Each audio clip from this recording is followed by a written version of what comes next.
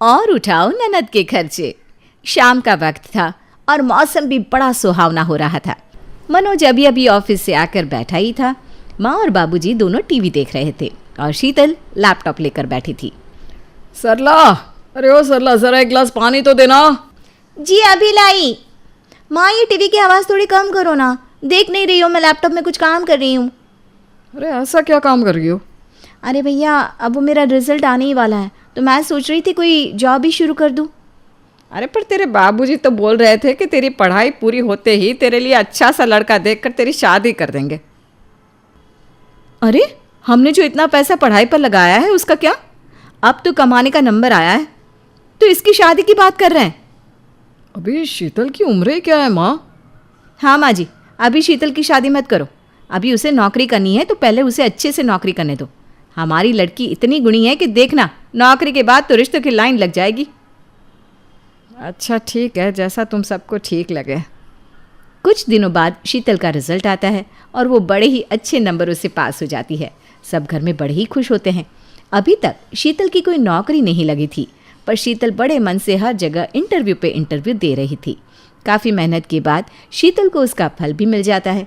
एक दिन उसे बहुत ही बड़ी कंपनी से कॉल आता है और उसकी बड़ी ही अच्छी जगह नौकरी लग जाती है। ये खबर सुनकर सब बड़े ही खुश होते हैं। मैं ना कहती थी मेरी ननद है ही इतनी काबिल कि छोटी मोटी नौकरी नहीं बल्कि बहुत ही बड़ी कंपनी में नौकरी लगेगी इसकी। सच में सरला, अब तो मैं इस बात से बड़ा ही खुश हूँ। भैया मेरी सोमवार से ज्वाइनिंग है। अच्छा ये बताओ तुम्हारी सैलरी कितनी है और कितनी तारीख को मिलेगी? भाभी मेरी सैलरी तो करीब काट काट कर 45,000 है। वैसे हर महीने की 1 तारीख को मिल ही जाया करेगी। 45,000 रुपये? ये तो जी आपसे भी ज़्यादा है। मैंने तो सोचा ही नहीं था कि तुम्हारी इतनी सैलरी होगी। भाई सरला, शीतल ने पढ़ाई ऐसे की है और उसकी कंपनी भी तो बाहर की है ना, तो बस उसी का फ़र्क पड़ जाता है। सरला की आंखों में पैसों का लालच साफ दिख रहा था। वो शीतल को रोज़ सुबह बढ़िया बढ़िया नाश्ता देती, दिन के लिए खाना पैक करके देती। उसे तो बस महीने की उस तारीख का इंतज़ार था जब शीतल अपनी सैलरी लेकर आने वाली थी। आखिरकार वो दिन भी आ ही गया और सरला यहाँ से वहाँ घर के चक्कर काट रही थी। अरे कहाँ रह गई ये महारानी, आज तो सैलरी मिलनी है, मुझसे तो और इंतज़ार ही नहीं हो रहा। हाय भाभी, आज तो बड़ी गर्मी है, मैं तो मर गई। अरे मैं अभी तुम्हारे लिए ठंडा लेकर आती हूँ। हाँ भाभी प्लीज़ जल्दी लेकर आओ। ये लो जल्दी से ठंडा पानी पियो। मज़ा ही आ गया ठंडा पानी पीकर। आज तो तुम बड़ी खुश होगी ना? खुश? पर ऐसा क्यों, आज कुछ है क्या? अरे आज तुम्हारी सैलरी जो मिली होगी पूरे 45,000 रुपया। अच्छा हाँ, मैं भूल ही गई थी। शीतल अपने बैग से पैसों का लिफाफा निकालती है और अपनी भाभी के हाथ में देती है। सरला की तो नोटों के वजन से बोलती ही बंद हो जाती है। इसे आप ही संभालो भाभी, मेरे बस की नहीं है पैसे वैसे संभालना। मुझे जब ज़रूरत होगी ना तो मैं आपसे मांग लूँगी। अरे हाँ हाँ बिल्कुल, ये तुम्हारे ही तो पैसे, मैं अपने पास ना एकदम संभाल के रखूँगी, तुम बिल्कुल भी चिंता मत करना।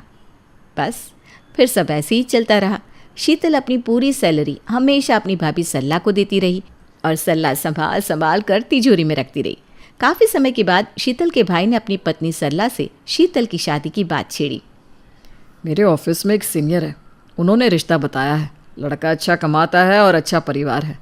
अब शीतल की उम्र भी शादी लायक तो हो ही गई है। कल माँ से बात कर लेता हूँ। हाँ हाँ सही है, शादी करके जल्दी जाए। अब तो वैसे भी पिछली बार से ये अपनी सैलरी अपनी माँ को देने लगी है। अब तो इसका जाना ही ठीक है। क्या हुआ सरला, कुछ सोच रही हो क्या? अरे नहीं, मैं तो सोच रही हूँ कि हमारी शीतल की किस्मत कितनी अच्छी है, यहाँ उसकी जल्दी से शादी हो जाए तो कितना बढ़िया रहेगा। अगले दिन मनोज शीतल की शादी की बात अपनी माँ से करने ही जा रहा था कि अचानक सरला को उल्टियाँ होने लगती है और उसे चक्कर भी आने लगते हैं। मनोज सब कुछ छोड़कर जल्दी से सरला को हॉस्पिटल लेकर जाता है। वहाँ पता चलता है कि सरला माँ बनने वाली है।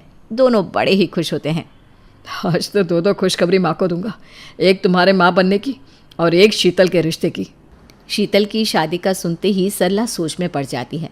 वो सोचती है कि इस वक्त तो उसे किसी की मदद की सख्त ज़रूरत है जो घर का सारा काम करे।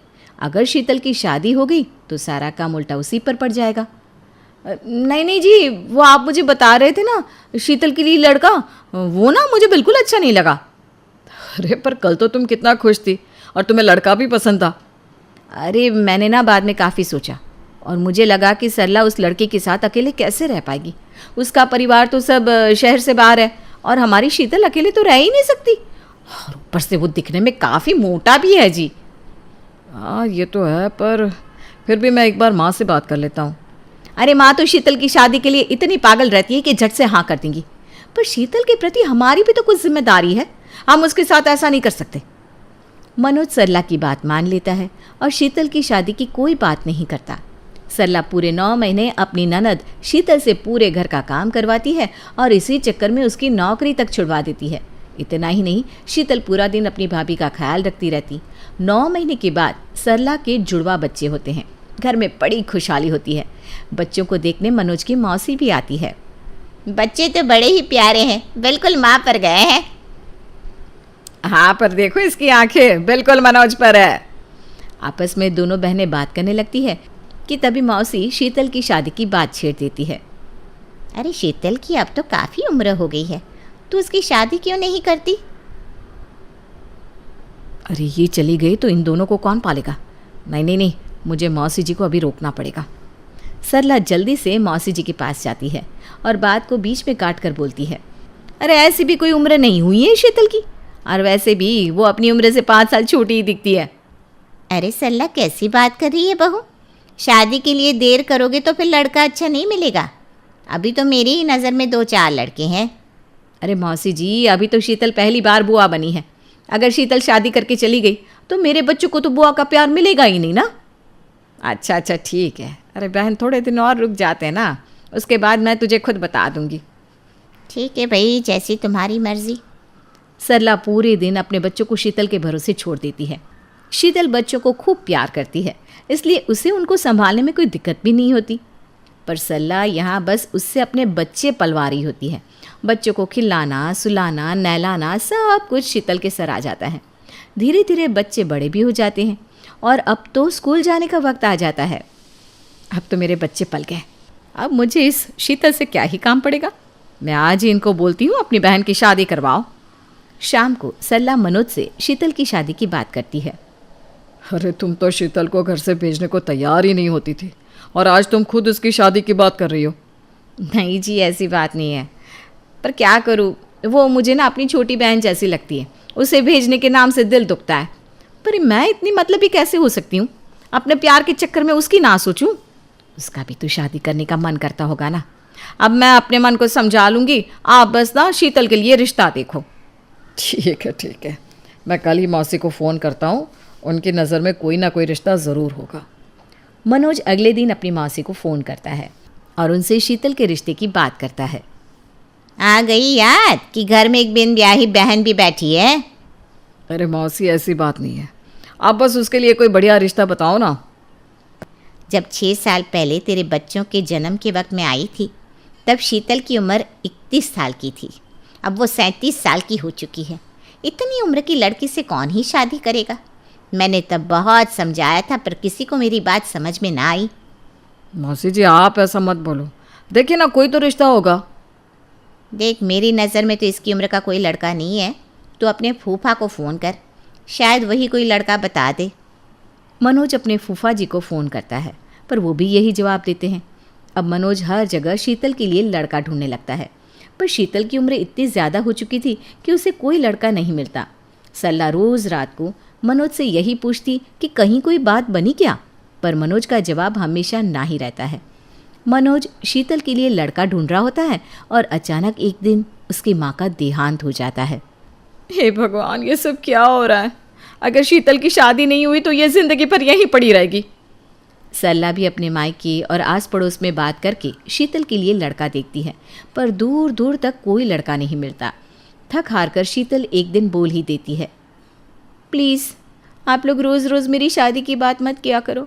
मैं थक चुकी हूँ इन सब से। अब मेरी उम्र इतनी हो चुकी है, मैं शादी ही नहीं करना चाहती। सच में मेरा मन ही नहीं है शादी करने का। अरे तुम ऐसे कैसे बोल सकती हो? शादी तो ज़रूरी है, वो तो करनी ही पड़ेगी। ज़रूरी तो होती है भाभी, पर हर चीज़ सही उम्र में अच्छी लगती है। अब मेरी उम्र शादी की नहीं रही। जब उम्र थी तब किसी ने मेरा सोचा ही नहीं, तो इसमें मेरी क्या गलती? हे भगवान, ये तो हम पर ही इल्ज़ाम लगा रही है। एक तो हमने तुम्हारे बारे में सोचा कि तुम नौकरी कर रही हो तो अभी थोड़ा रुक जाते हैं। क्या भाभी, आप भी किसको बेवकूफ़ बना रही हो? पहले मुझे कभी ये बात समझ में नहीं आई, पर जैसे ही आपके बच्चों ने स्कूल जाना शुरू किया और आप मेरी शादी के पीछे पड़ गई ना, तो मैं सब समझ गई। क्या क्या समझ गई तुम? हाँ बोलो। यही कि आपने अपने मतलब के लिए मेरा नहीं सोचा और बस मेरी शादी डीले करवाती गई। पहले आपको ये था कि मैं कमा रही हूँ, फिर ये कि आप प्रेग्नेंट हो तो आपका ध्यान कौन रखेगा, घर का काम कौन करेगा। ये सब हुआ तो फिर आपको ये टेंशन हो गई कि आपके 2-2 बच्चे कौन पालेगा। तो तुम कहना क्या चाहती हो कि मेरे बच्चे तुमने पाले हैं? तो किसने पाले हैं? आपने। आपने कब उनको नहलाया, उनके कपड़े प्रेस किए, उनको खिलाया? बताइए ना आप। ये सब बकवास मैं और नहीं सुन सकती। खुद की शादी हो नहीं रही तो इल्ज़ाम मुझ पर लगाने आ गई। अरे तेरी शादी नहीं हो रही तो इसमें हमारी क्या गलती? होगी तुझ में कोई कमी जिसकी वजह से कोई तुझसे शादी नहीं कर रहा? सरला अपनी ननद शीतल को खूब जली कटी सुनाती है, जिसे सुनकर शीतल को बहुत बुरा लगता है। वो अंदर ही अंदर अपनी भाभी को सबक सिखाने का सोच लेती है। भैया, मुझे कुछ पैसे चाहिए, मैं अपनी सहेलियों के साथ मार्केट कपड़े लेने जा रही थी। सरला, जो तुमको कल पैसे दिए थे ना, उसमें से शीतल को दे दो। वो पैसे?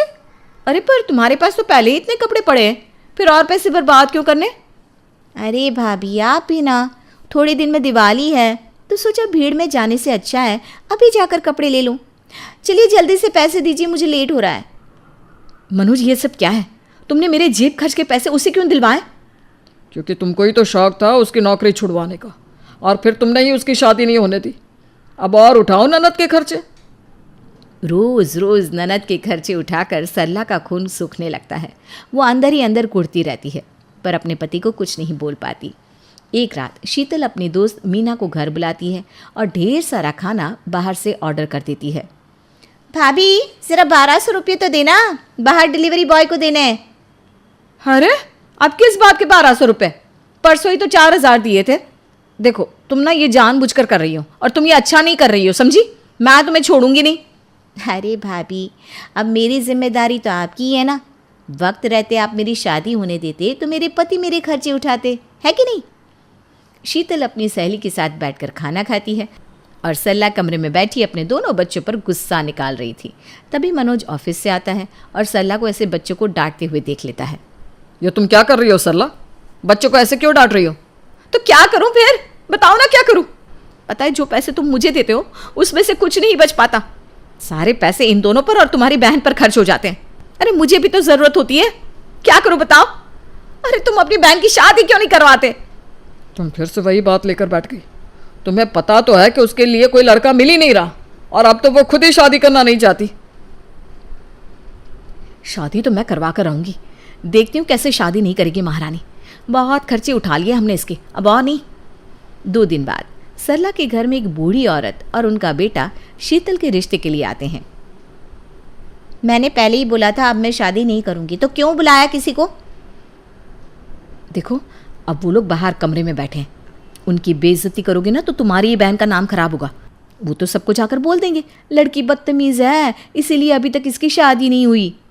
मनोज शीतल को बड़ा समझाता है और वो अपने भाई की खातिर बाहर जाकर बैठ जाती है। आपका नाम क्या है? वरुण।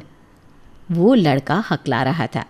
शीतल और मनोज दोनों गुस्से से सरला को देखते हैं। लड़का और उसकी माँ शीतल के लिए हाँ कर देते हैं। उनके जाने के बाद मनोज और शीतल दोनों सरला से कहते हैं, वो लड़का हकला है, मैं उससे शादी करूंगी। सरला, वो हमारी शीतल के बिल्कुल लायक नहीं है। अरे तो शीतल की उम्र भी तो देखो। सरला, तुम ऐसे बोल भी कैसे सकती हो? आज शीतल की जो उम्र है ना, वो तुम्हारे बार बार रोकने की वजह से हुई है। आज तुम इतनी जल्दी कर रही हो कि बस किसी से भी शादी करवाने को तैयार हो गई। सरला गुस्से में वहाँ से चली जाती है।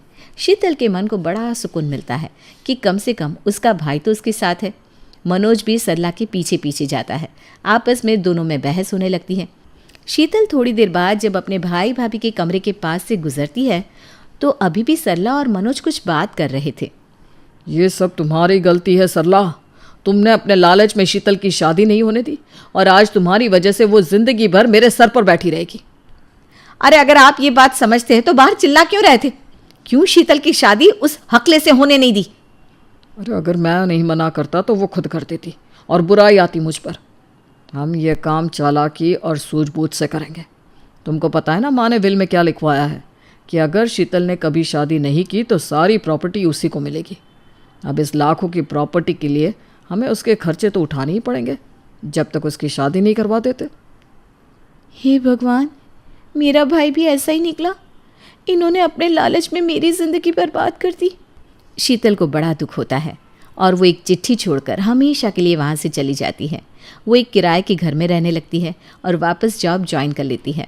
कुछ समय बाद ऑफिस में एक सीनियर आदमी शीतल का अच्छा दोस्त बन जाता है। जब उसे शीतल के जीवन के बारे में पता चलता है तो वो भी उसे अपने बारे में बताता है कि उसका भी दुनिया में कोई नहीं है और उसकी बीवी सालों पहले गुजर गई। कुछ समय बाद शीतल उस आदमी से शादी कर लेती है और खुशी खुशी उसके साथ अपना संसार बसाती है।